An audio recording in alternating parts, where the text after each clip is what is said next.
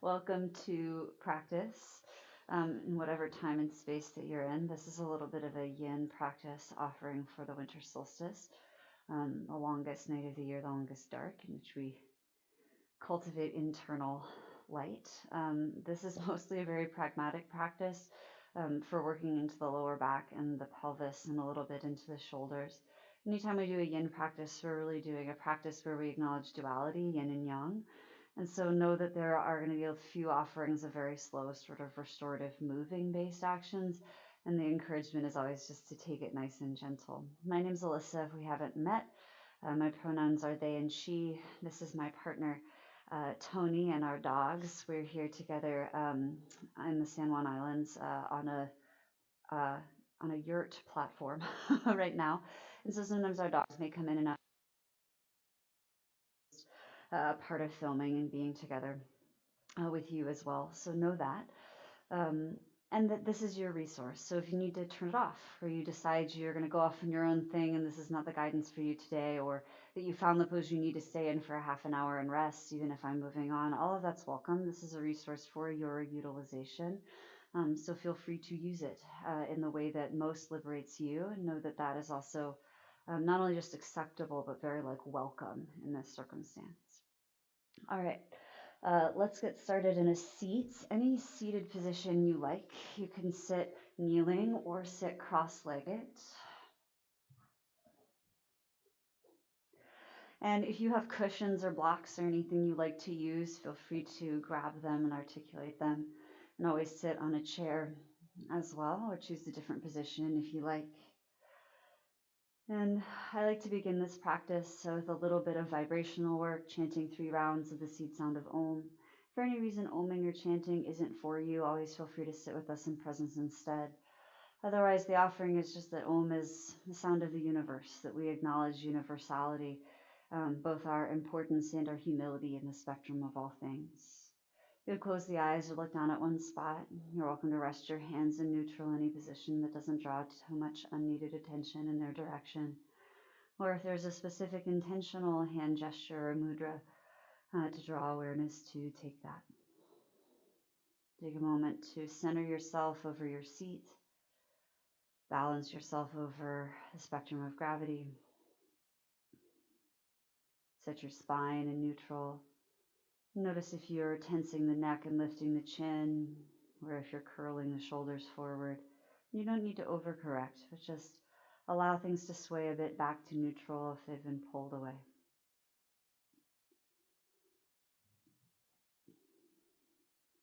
And you're always welcome to sit in silence. Otherwise, to prepare for Om, take a big deep inhale in through your nose. And open your mouth to exhale, HA. Inhale, prepare for Om.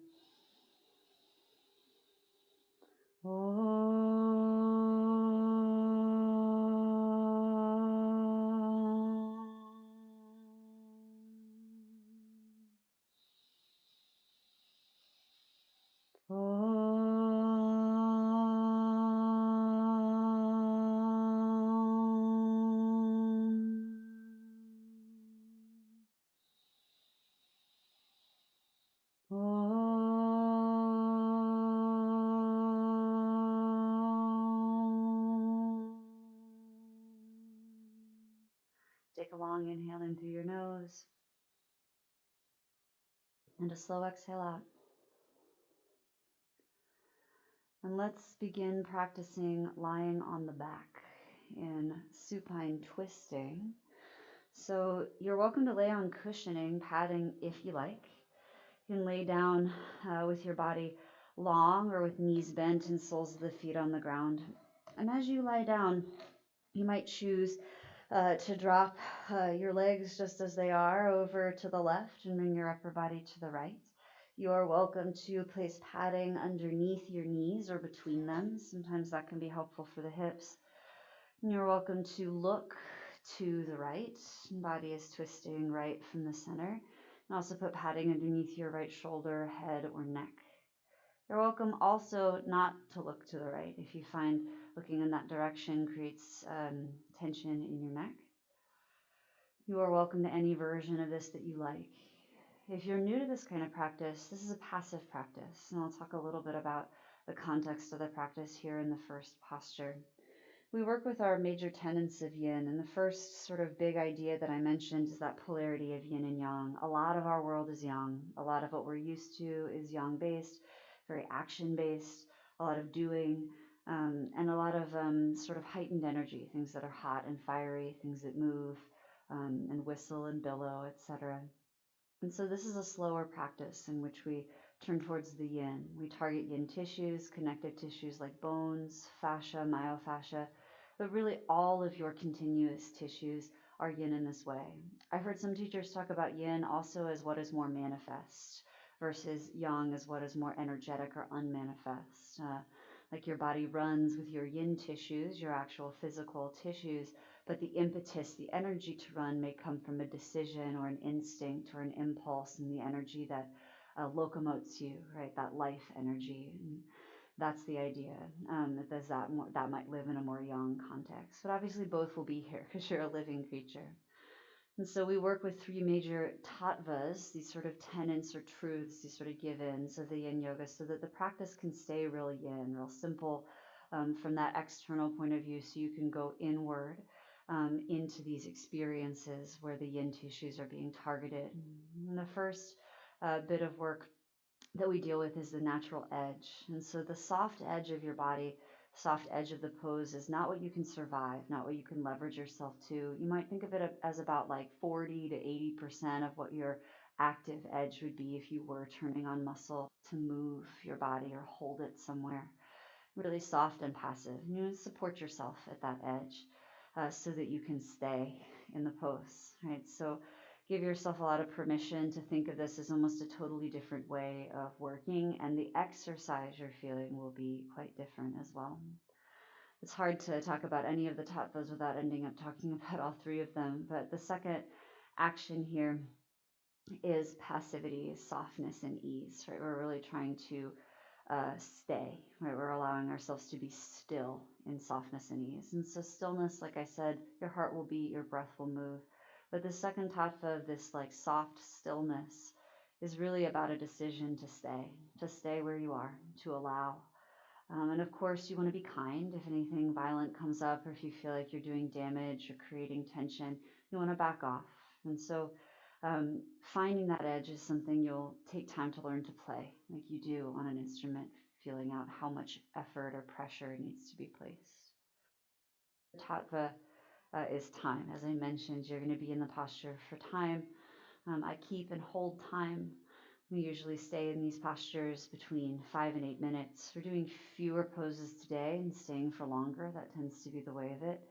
You could always, over the course of time, move props out of the way to go deeper or add props for more support, change your positioning. You can always exit and lie on your back or exit into another shape where you can process sensation.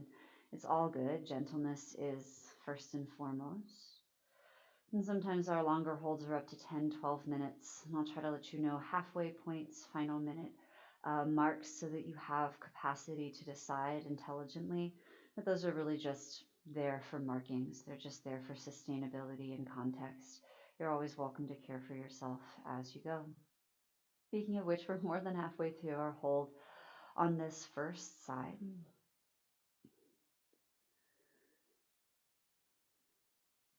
You might consider a practice like this also just how you create value in what you're doing. Right? Often we look for results. A lot of us come to yoga through exercise or athletics. And so thinking of our body in a different way, you might consider the effort that your body has to take simply to be, to exist, to contend, to remain. This practice is also often brought up when we talk about patterns in the body and patterns in the mind and some scars and patterns of trauma and stress, in which even when we realize from an intellectual or societal perspective that trauma exists and needs healing, right, that the pattern of trauma is so strong, in which it builds itself exponentially, right, harm upon harm, internal and external. And so it will take repatterning again and again towards a gentle way. That even if we think we're there in gentleness, continue to consider always if there is another kinder option. And remember that kind also has to do with true, right? Allowing yourself to be honest and aware really gets to the meat of things as well. You're in your final minute on this side.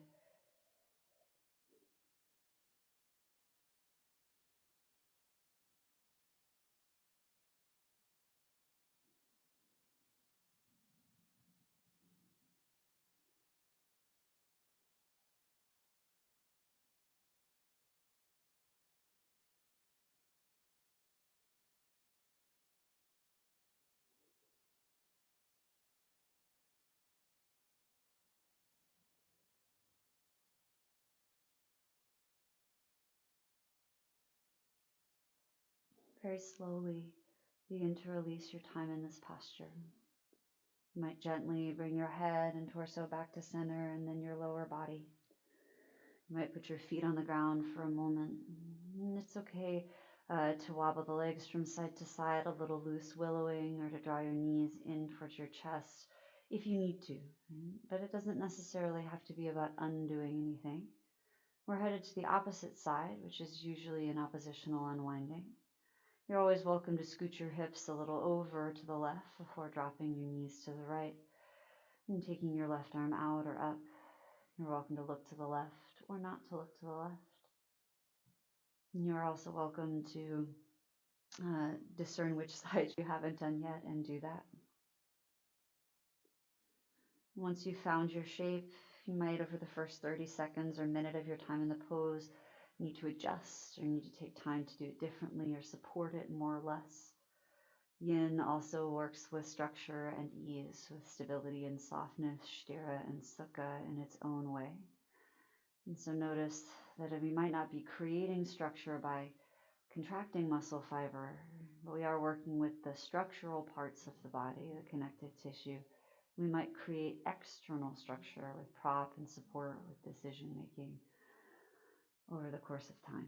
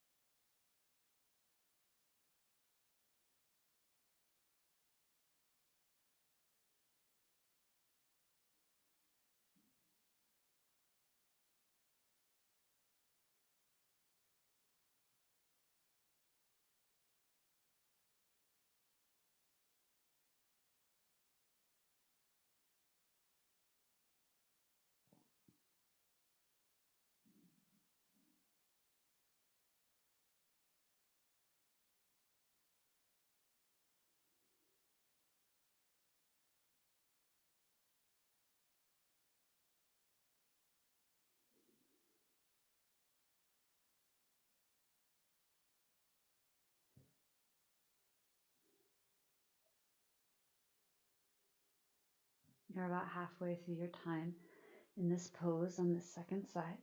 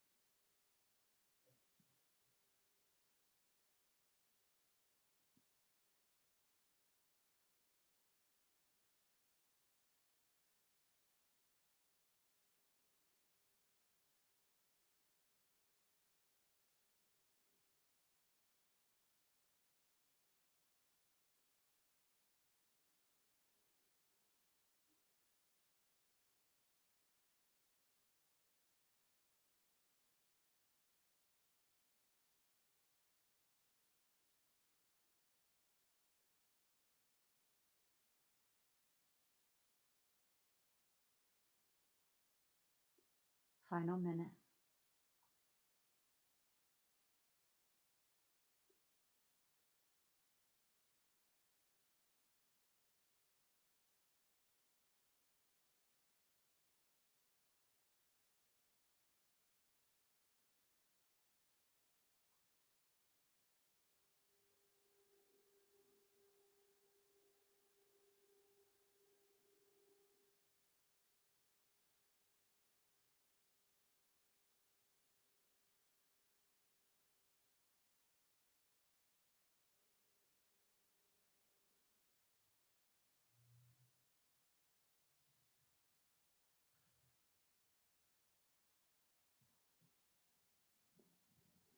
Very slowly, maybe taking your time, 5 or 10 rounds of breath even, to unwind out of this other side.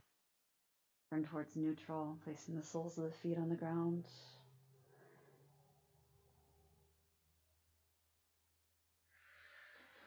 And you're welcome to, once again, noodle out in any way that you need to.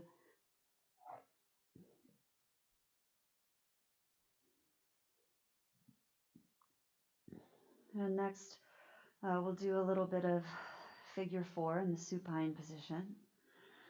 Cross your right ankle over your left knee. Often this is an alternative to pigeon pose and vinyasa and hatha classes. You might keep your legs just as they are and breathe here. You might choose to lift your left foot off the ground and reach through for behind your left leg or over the top of your knee. Notice if you have to tense your shoulders to hold.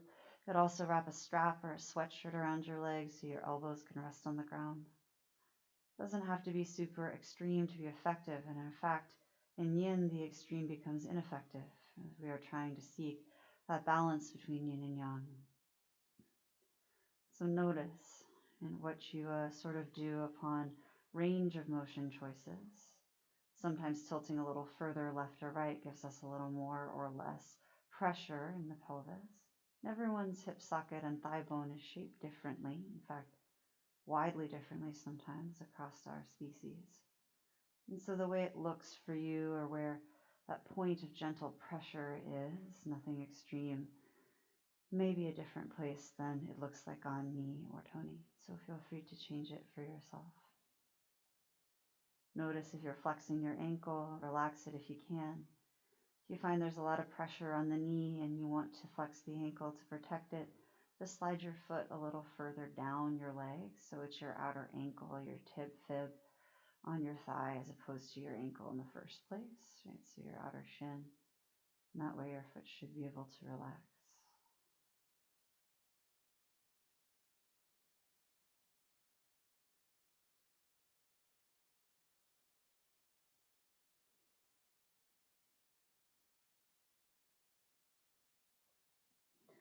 If you have a breathing practice, it can be interesting to integrate pranayama.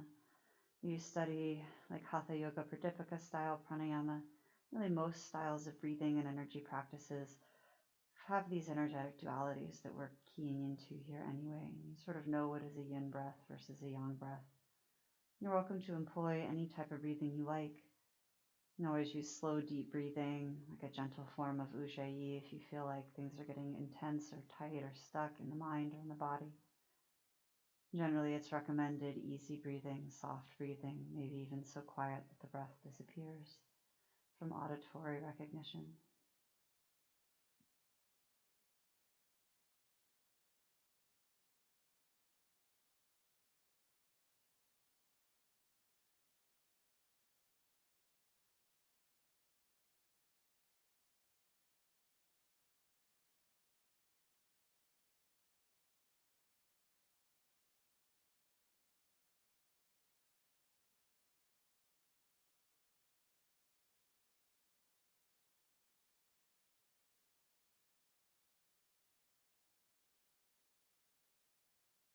And you're already about halfway through your time.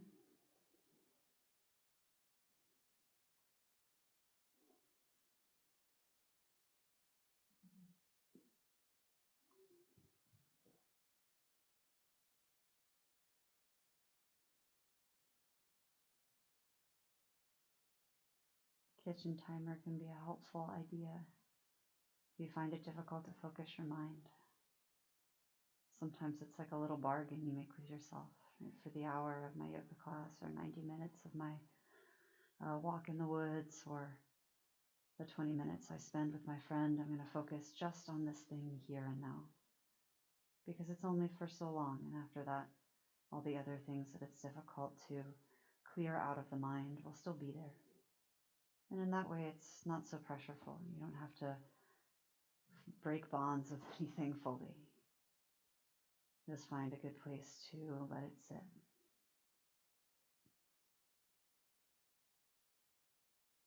And same idea with the holds of the posture. Just a kitchen timer of how long you might be here, so that you can experience time in a different way.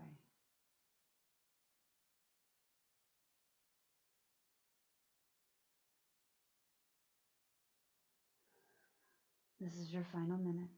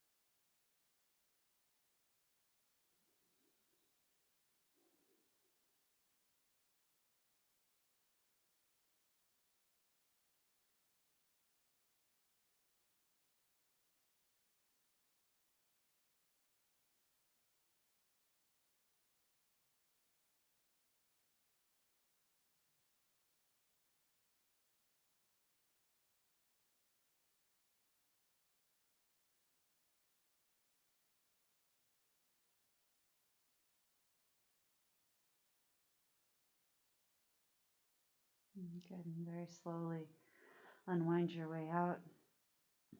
Take your time. You might release your left foot to the ground if you lifted it before releasing your right foot to the ground.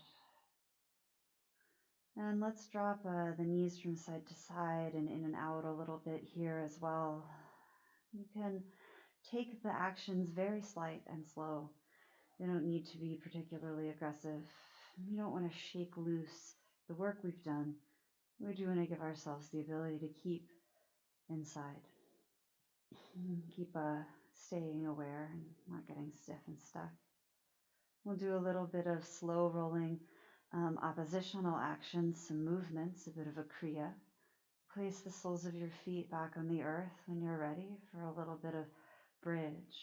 Take an exhale to press your lower back down and tuck your tail.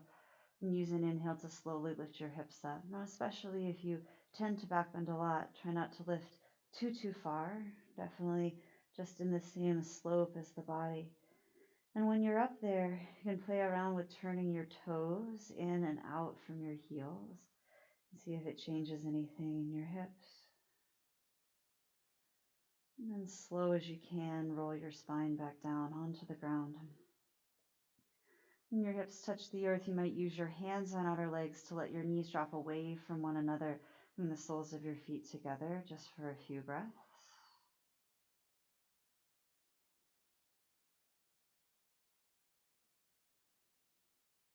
And then using the hands again if you'd like to assist, bring the soles of your feet back to the earth. And we'll do the other side of that figure 4 action. Some people call it cobbler's pose. There's a lot of different names for these postures. When you feel good about it, planting the sole of your right foot on the ground, cross your left ankle over your right knee. You might stay right there. It might be a place of turning pressure in your left thigh bone. You might choose to lift your leg up and hold around or underneath. And again, strapping something against or around that right knee might be how you let your shoulders drop or your hands rest. If you're ever curious about those things, it's always okay also to reach out and ask questions. You can trust your ability to craft and skill your way through as someone who's picking it up in their own cahoots.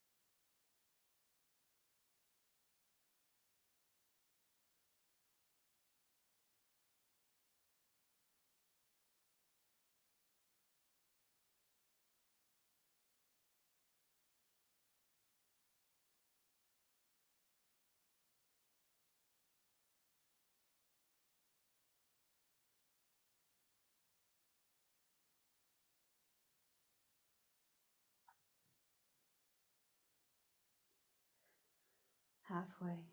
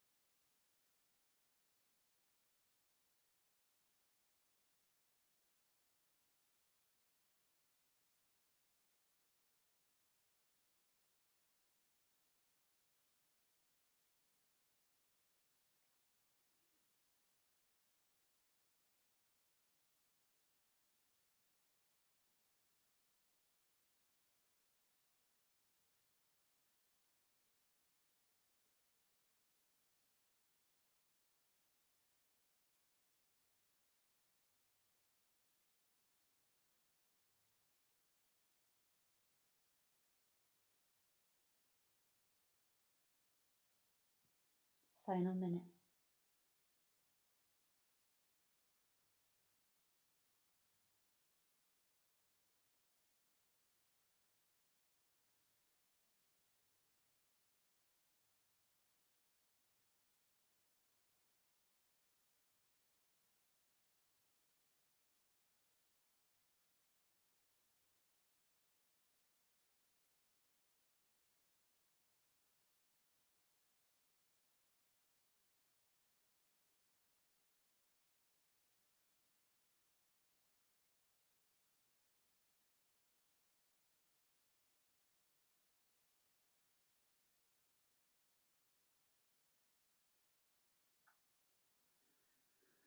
Very kindly begin to release your posture on this side, noticing, paying attention. As much of the physiological benefit comes upon release. Perhaps there's intuitive action like straightening a leg.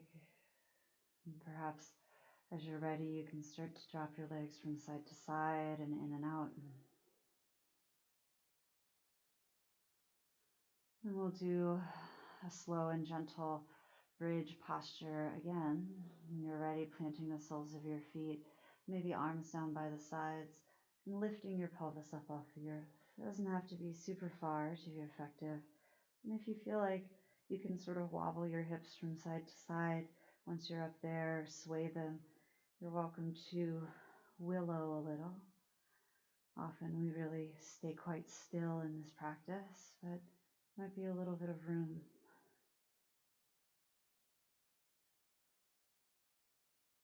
And as you're ready, slowly roll your pelvis back down to the earth.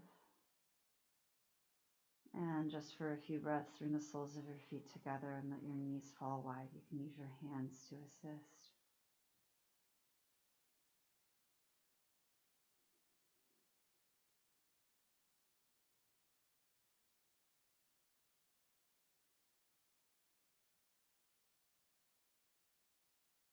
And then using your hands to draw the soles of your feet back to the mat. Draw your knees slowly into your chest and give yourself a little squeeze. Roll to your favorite side to sit up.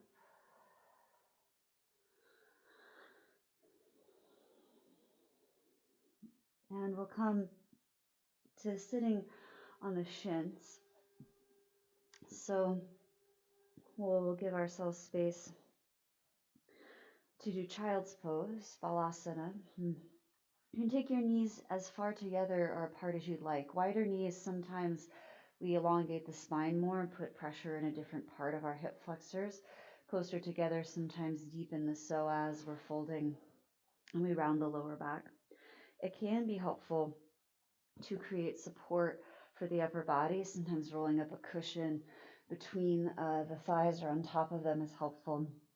You're welcome to rest your head on stacked fists on the earth. You could put one ear or cheek on a support. You don't have a support and it feels good to rest your body on your legs or hang your torso between the legs towards the earth. Know that that version is just as good. There are just different ways of working. And some of us require support for the edge. And so that's another thing to be said. If you find that you getting into the pose and for the first few minutes it's all gravy, and then the last few minutes it's all ungravy, feel free to get yourself support sooner or to exit the pose. Right? You can always fast forward, I guess, to the next thing. Limiting time is another way to decrease the pressure of the edge. And coming back again and again to pressure, stillness, time. That's the structure we're using. But everything that happens inside of that, all of the things you're paying attention to, all the physiological processes, your connective tissue turning from solid to liquid based on pressure and friction, of all of the thoughts in your mind, of all the self-making and memory, all the survival instincts. There's all sorts of things for you to pay attention to. And so, coming once again to turn the focus inward, to shine the light of your awareness back on itself. Pay attention to yourself paying attention.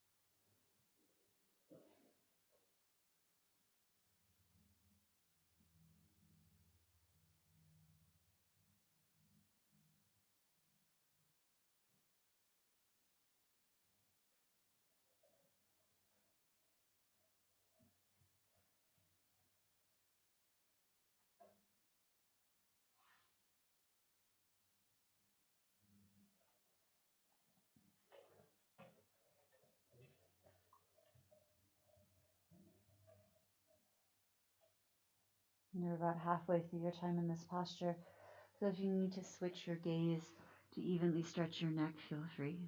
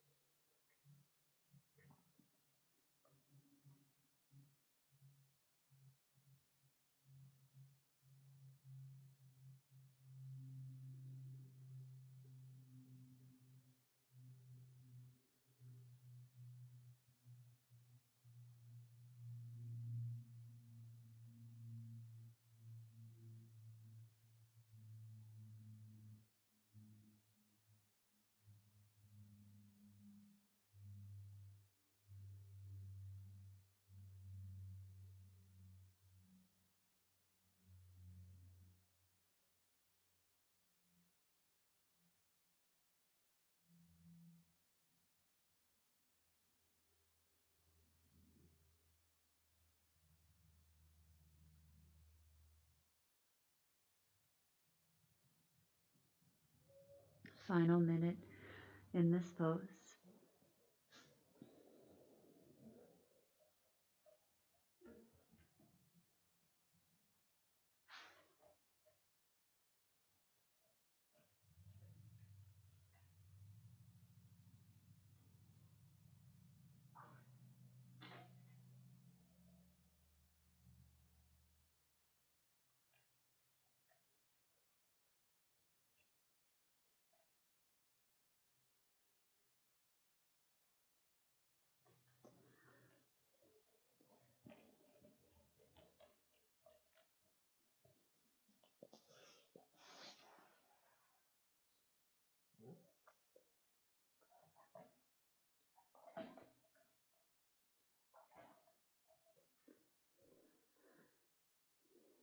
Very slowly over the next 10 or so rounds of breath, you can start to chart your exit out of this posture.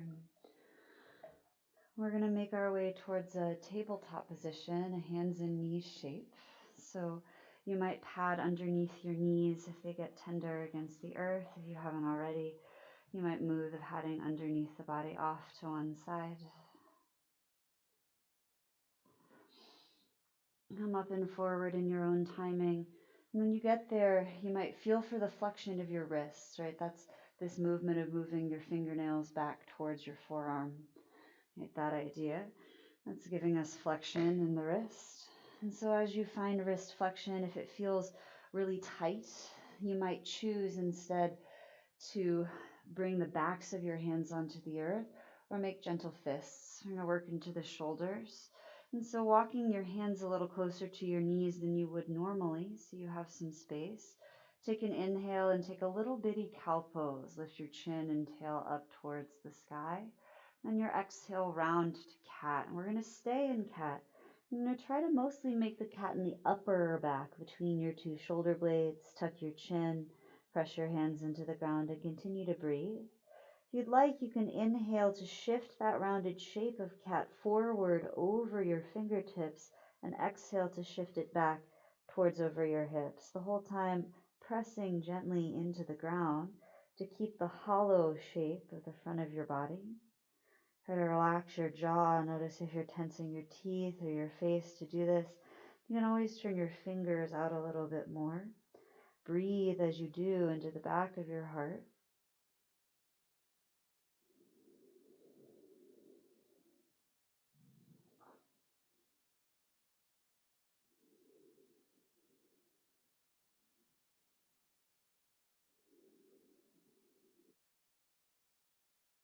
And take a few more cows and cats. If you'd like some opposition to that rounding, go slow. Maybe taking 3 rounds of breath to head from one pose to the other. In general, we're used to going very quickly, and we have a capacity evolutionarily to go fast. The body is always making and remaking itself. We're trying to remake our tissues so they degenerate slower, or more slowly, so we can use them for longer.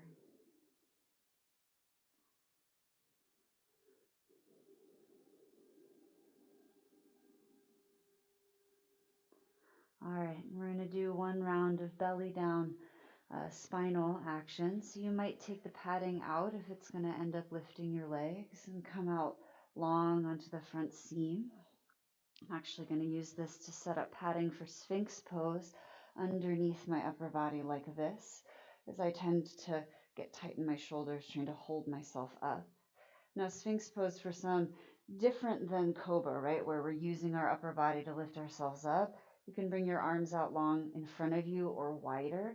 It doesn't have to be super high up. And for some people, the pressure in the lower back will be extreme pretty quickly. And if that's you, you can lower down the upper body and just put one ear on the mat or the other. That'll be enough for you. And that's always, true. Your constitution is your constitution. Your goals and experiences are your goals and experiences. Every once in a while, someone will see me do a yoga pose and say something like, oh, I wish my spine was that healthy. And I always want to be clear that your ability to do a posture doesn't create your health, right? An unhealthy spine could be doing poses. Healthy spine could be unable to do postures, etc., and so on. So consider instead the way your body feels and what you're doing with it. You can hang your head forward and down. Keep your chin lifted if that's nicer on your neck. You can also create support for your head and neck with your hands or with cushions, stack of books, holding your chin or your forehead if you wish.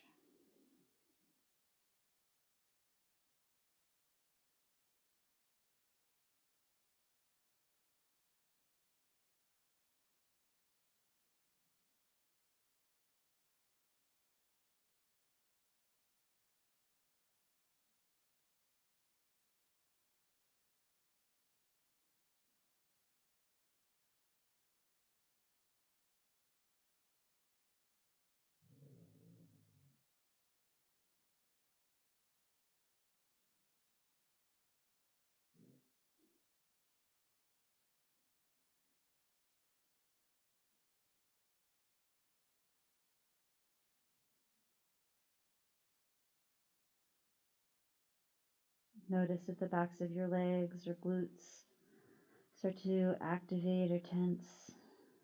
This is pretty normal in the body, is even in gentle back bending.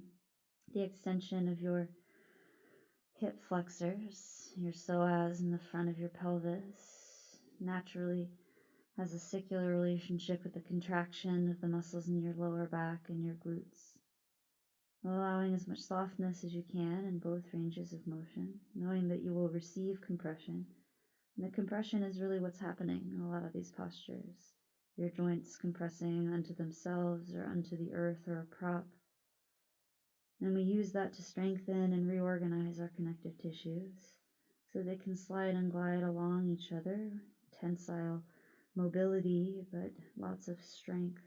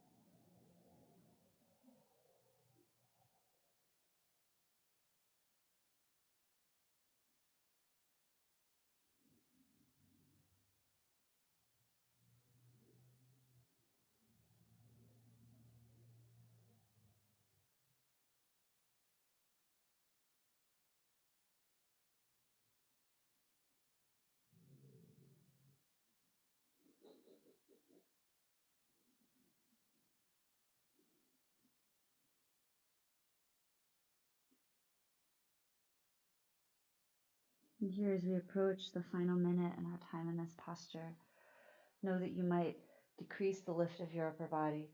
Some folks might be looking for more pressure, in which case you might rise up higher into the seal pose, replacing your hands where your elbows were, or bend your knees. You can always do these postures at the beginning. Remember, they're not the goal, right? Going deeper into range of motion is not the goal in this practice, really in any practice. So allow yourself to find a version of it where you're seeking sensation. How does it feel? Some people will describe this feeling as sort of tingling. You just want to be mindful of compression in your nerves, right? Anything that tingles or spreads in that way. A little bit of sense of heat, pressure, and sense of energy, warmth. Those things tend to be more in the spectrum of kindness for the body.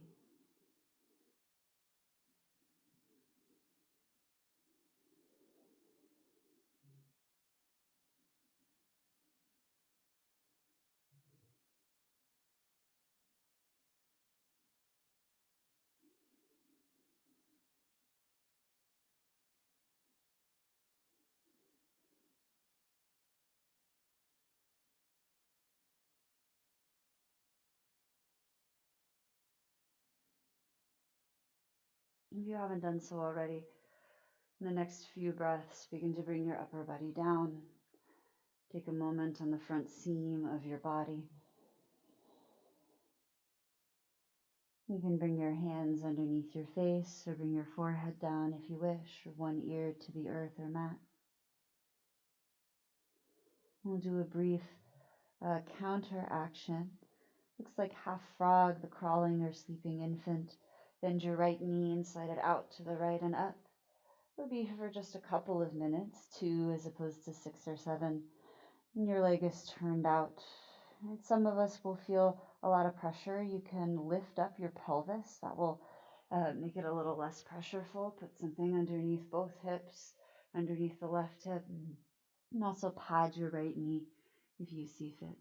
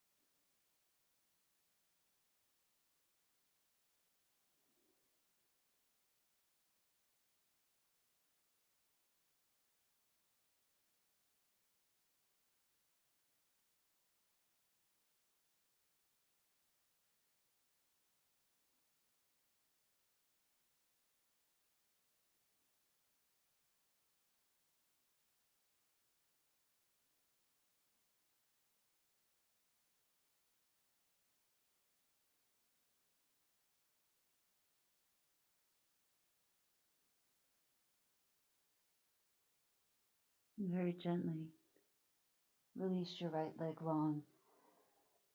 And take the time to feel the effects in your body, in your experience. And when you're ready, we'll move to the opposite side. Send your left knee out to the left and up. In just a few minutes again. If ever you're doing this practice and would prefer to do a longer hold with both legs in a frog-leg shape, you'd also try that. I also recommend support under the torso and pelvis.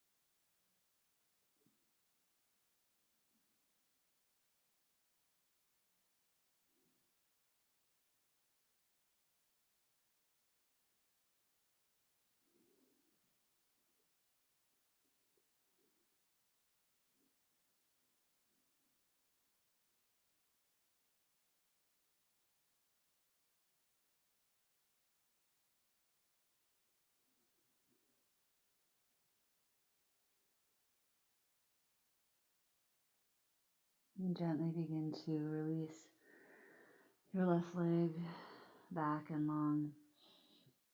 And take a moment lying on the front seam just to notice what it's like to face the front of your body down.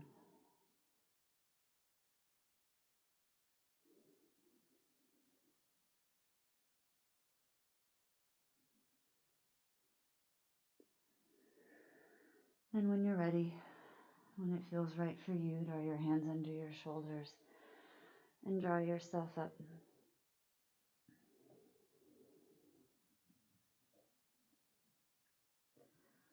We'll come to a seat. In the seated position of your choice, you might sit cross-legged or kneeling. Find a support. We're going to do just a small exercise before lying down to rest. And this exercise is meant to cultivate a sense of center and a sense of heart, right? So really an idea of your breath and your heartbeat sending you back to yourself. So take your hands and bring your palms together like you would to clap your hands. And then identify which hand is left and which hand is right. And turn your right fingertips to the left, right? So that you have the fingers of your right hand on the palm of your left. And then slide until the two palms touch with your fingers hanging out at the ends. Yeah. So once your palms are in this position, bring the back of your right hand in front of your heart. And let your elbows drop down a little so it feels soft in your upper back. Press your two hands together as equally as you can. Now, when I do it, my arms start to turn. That's pretty normal. You don't have to fight that. Let's see if you can find equal pressure across your palms on all sides, right? Not turning the wrists, but actually finding equal pressure. Notice if your neck becomes involved again and drop your shoulders down, your elbows down. If you like, you can close your eyes or gaze down at your left thumb tip and take 5 slow, deep breaths, holding this pressure between your hands.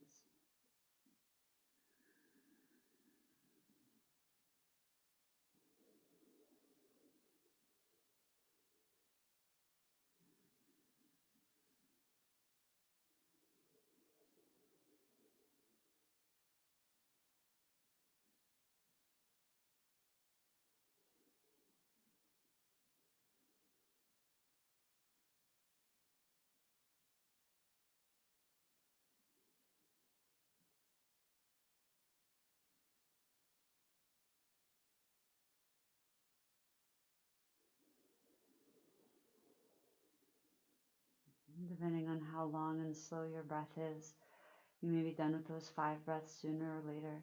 When you are, turn your hands back to the clapping hand, or sometimes called prayer position, and then rest your hands palms up on your knees for a moment. Soften your shoulders.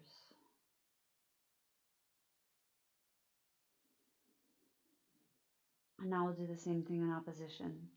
Press your palms like you're clapping your hands, and this time, as you turn your left fingertips towards you or towards the right,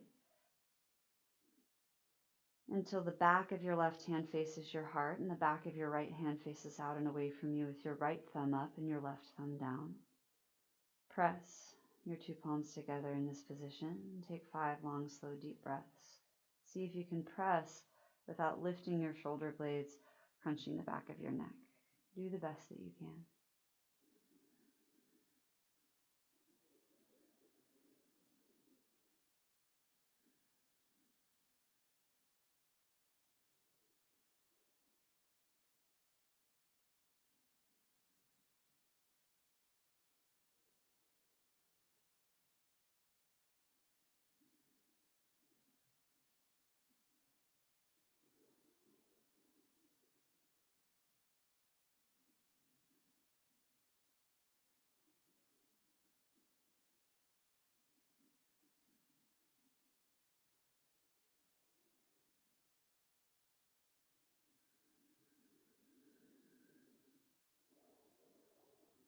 And whether you're done sooner or later, unwind your hands while pressing the palms back to that clap position before releasing hands palms down to your legs for another couple of breaths. You might move your head or chin if you need to relieve pressure.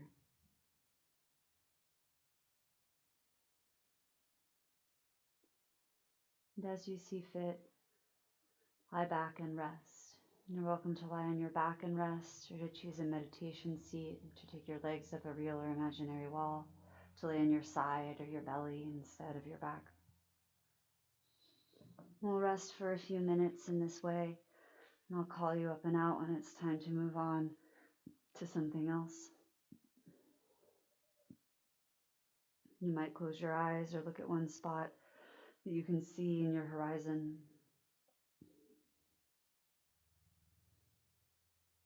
And we were taught so much to seek external validation, not just from a cultural standpoint, but from a biological standpoint. A lot of our survival has to do with these sense organs and our ability to cognate the information that we see and hear and taste and smell, that we remember, that we organize, that we create narrative and timeline for to survive.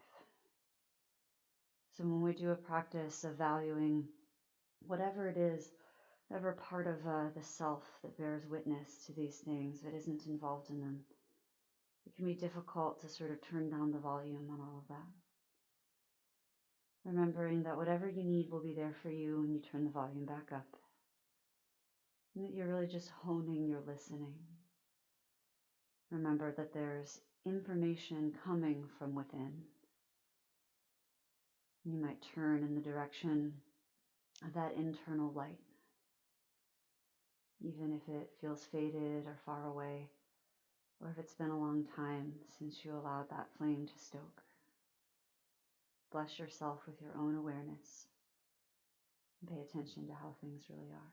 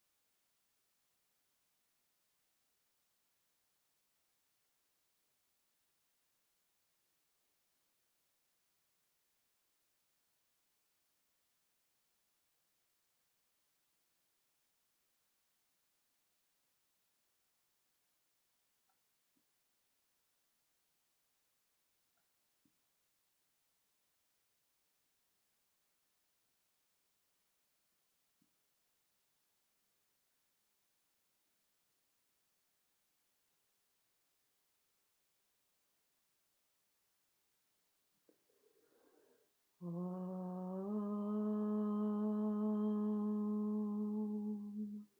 Sahana Vavatu Sahano Bhunaktu Saha Viryam Karavavai Tejasti Navaditamastu Mavet Vashavai Om Shanti Shanti Shanti. If you're lying in rest and wish to remain as such, please do. The time has come to return to waking life. Go down and into your heart beating, your breath moving naturally and organically in your body. And slowly and gently, inside conscious awareness, ask your breath to lengthen and deepen. You can start to draw yourself back towards waking life. As you do, you might gently add movement on your own timeline, wiggle fingers and toes, scrunch your face, run your tongue over your mouth surfaces, roll your ankles and wrists. You might even take a slow exit towards the seat, like stretching out or up and gathering your knees into your chest before rolling over to one side. We'll meet in a seat over the next slow couple of minutes. It's a good time to remember to take into account all of the given circumstances that create space for you to do this practice in this body in this lifetime. The biological and physiological circumstances, the genetic and ancestral circumstances, the ecological, anthropological, cultural, and historical circumstances, the circumstances of the teachers and seekers who left tools for us, who came before, and for those who will come after, who we hope to leave good tools for as well. We close the class with a traditional chant in the lineage of Krishnamacharya. And the text is mainly from the Rig Veda, I believe. It's a chant that I learned in this lineage of Ashtanga Yoga. The overarching meaning of that chant is about learning in togetherness. It means may we together be protected, may we together know joy and ease, may our work together for the liberation of all be brilliant, may we not hate, fight, or dispute with one another, and may our work seek to lead us towards universal and constant cosmic peace. If you wish, you can fold your hands in that same position, pressing the palms, or hold in the eye of your mind the idea that it represents, the meeting of opposition. Things that seem disparate, unreconcilable, polar, have a place where they meet and become one on the spectrum of everything. And this gives us a context for being able to understand ourselves in the spectrum of all things, as opposed to in the spectrum of just the lifetime that we're experiencing now. Thank you for your time, your energy, your effort. If you wish, you can bring your thumbs to the third eye center, acknowledging that the mind must bow to the intuition that lives in the heart. Seal your practice. Bow to the self if you wish. Thank you for utilizing this tool, for practicing, for letting myself and my family be a part of your practice and your work. If you have questions or concerns, always feel free to reach out. Through this year, the proceeds for this YouTube channel and all of my yoga offerings, 50% of them go to the Washington Black Trans Task Force through the Lavender Rights Project, if you'd like to check it out. All of the digital ways to pay are listed in the description for the film, and also at my website, aliciaglioga.com. I'm also offering one streaming class a week. It's much different than this. Ashtanga Yoga, we hop around, but the idea is to make it accessible to as many folks as would like it to be accessible to them. So if you're interested, you can also look for that through the New School Collective or through information that I present out there in the world. I think that that's all there is to be said here at the end of class. Thank you for being with me in my reality, for being with my grumbly dogs and all their needs. And I hope that you get to have a little bit of your light shown around. Right? Remember that what you've got is something that the world needs. Hopefully we will all see each other again sometime soon. Happy winter solstice. Happy end of the year.